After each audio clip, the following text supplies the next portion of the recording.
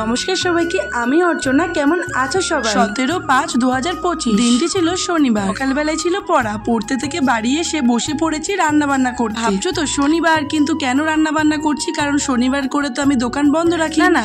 এটা দোকানে রান্না বান্না নয়, এটা একটা অর্ডারের খাবার রেডি করছিলাম। আমাদের পাশের গ্রাম জালালখালী থেকে মমিতা সেদিন আমার কাছে অর্ডার করেছিল ফ্রাইড রাইস আর চিকেন কষার কম্বো। কয়েকটা একটু সুন্দর প্যাকেজিং করে করতে বলেছিল, আর কয়েকটা কম্বো ছিল নর্মাল 60 টাকার। দুপুর 1টার সময় নেবে বলেছিল। সেই মতো সমস্ত কিছু রান্না বান্না করে আমি নিজেই প্যাকেজিং করে নিচ্ছিলাম। যেহেতু অনেকটা পরিমাণে নয়, তাই জন্য আমার আর কাউকে লাগেনি, আমি একাই সমস্ত কিছু রেডি করতে পেরেছিলাম। তবে সেদিন না আমার একটা ভুল হয়েছিল। ওরা চেয়েছিল খাবারটা একটু কন্টেনার ভর্তি থাকবে, মানে ফ্রাইড রাইসটা একটু ওভারলোড হবে, কিন্তু আমি সেটা বুঝতে পারিনি। তাই আমি ওই দামে যেরকম পরিমাণ দিই সেরকমটা করেই প্যাকেজিংটা করেছিলাম। যাই হোক, আর 5 টাকা বেশি করে নিয়ে হলেও ওদের মন মতো করলে হয়তো একটু ভালো হতো বেশি। তারপর স্নান দান করে খাওয়া দাওয়া করে একটু রেস্ট নিয়ে বিকেল বেলায় রেডি হয়ে বেরিয়ে পড়লাম রানাঘাটে যাওয়ার উদ্দেশ্যে। আর আমার হাতে কিসের ভান্ডার সেটা আশা করি তোমরা বুঝতেই পারছো। মোটামুটি প্রায় 1 মাস ধরে আশমিকার জন্য যে ভান্ডারটিতে আমি টাকা কালেক্ট করছিলাম, এটা হলো সেই ভান্ডারটি। যাওয়ার আগের দিনে আমি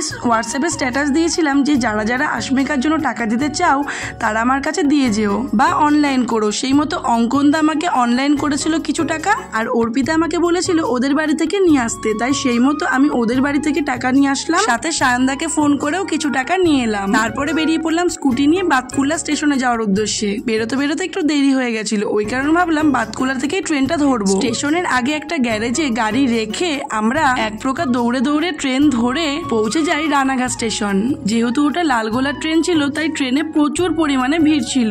খুব সাবধানে এক কোণে ভাড়টা নিয়ে দাঁড়িয়েছিলাম। এর মধ্যেই বলে রাখি আমি টোটাল কত জায়গা থেকে টাকা কালেকশন করেছি। প্রথমত আমাদের দোগাছি হাই স্কুল, আমার নিজের পাড়া বটতলা বাজার, কলেজে কিছু টাকা, আর মামা বাড়ির পাড়া থেকে, আর আমাদের পাড়ারই পাশের পাড়া হাজারিপোতা থেকে, আর সব শেষে করেছিলাম জালালখালী বাজার থেকে। আর আমার দোকানে কয়েকদিন ভাতটা রেখে দিয়েছিলাম, কিন্তু সেভাবে কেউ টাকা দিয়ে যায়নি। যাই হোক, সব শেষে আমরা পৌঁছে যাই আশমিকা সোনার কাছে। আর গিয়ে দেখি আমাদের সোনা ওর বাবার সঙ্গে শুয়ে খেলা করছিল। আমরা যাওয়ার পর ও উঠে বসে। ও তো একা উঠতে পারে না, এটাই হলো ওর রোগ। ওর রোগের নাম হলো SMA টাইপ 1, যেটা 10 লক্ষ শিশুর মধ্যে একজনার হয়, যেটার চিকিৎসার জন্য একটা ইনজেকশনের প্রয়োজন, যার দাম হলো 16 কোটি টাকা, যেটা আমেরিকা থেকে আনা হবে। দেখো, আমরা এতদিন জানতাম 16 কোটি টাকা প্রয়োজন, কিন্তু এখন 16 কোটি টাকা লাগছে না ওর চিকিৎসার জন্য। টোটাল লাগছে 9 কোটি থেকেও 9.5 কোটি মতন। দাদাকে জিজ্ঞাসা করার পরে দাদাই কিন্তু আমাকে এই কথাটা বলে। আর এখানে তোমাদের আমি দেখাচ্ছি যাদের কাছ থেকে পরে আমি টাকাগুলো কালেক্ট করে নিয়ে আসলাম। আর এখানে আমি নিজে যা আমার সামর্থ্য মতো 200 টাকা মতোই দিয়েছিলাম। ভেবেছিলাম বেশি পারবো, কিন্তু পারিনি। আর আমার মৌ বান্ধবীও কিন্তু আমার কাছে 100 টাকা দিয়ে গিয়েছিল। দেখো, বড় লোক হলেই বা অনেক টাকা থাকলেই যে এইসব কাজে বেশি টাকা দেবে তার কোনো মানে নেই। আমার কাছে অনেক বড় লোকরাও 5 টাকা দিয়েছে, আবার মধ্যবিত্ত ফ্যামিলির কোনো মেয়েও 100 টাকা দিয়েছে। তারপরে ভার ভেঙে আমাদের সমস্ত টাকাগুলো সবাই মিলে আমরা গুনে নিলাম। আর আমি কখনোই ভাবিনি এত টাকা উঠবে। বিশ্বাস করো, আমি ভেবেছিলাম মনে হয় 5,000 উঠবে কোনোভাবে। স্কুল থেকে দিয়েছে 3,000 3,500 মতন, আর বাকি এই 3-4 জায়গায় কালেক্ট করে হয়তো 5,000 টাকা উঠবে। তো আমি এরকম ভেবেছি, কিন্তু আমার ধারণা সম্পূর্ণ বদলে গেছে। আসলে সত্যিই ভগবান আমাদের পাশে আছেন। আর আমিও যে আমার কাজের মাঝে মাঝে সময় বার করে ওর জন্য ঘুরেছি, এর প্রতিদানও ভগবান আমাকে দিয়েছেন।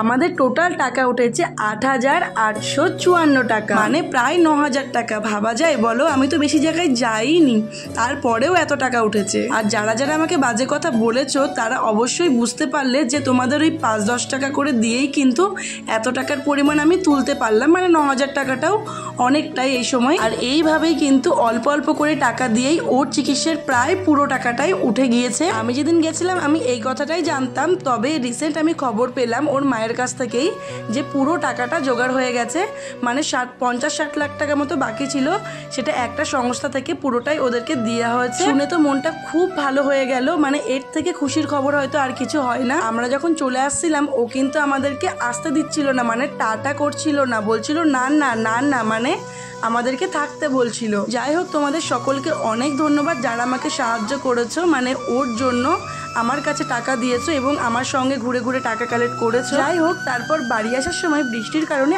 আটকে পড়েছিলাম। বৃষ্টি থামার পর প্রায় 9:30টার দিকে বাড়ি এলাম।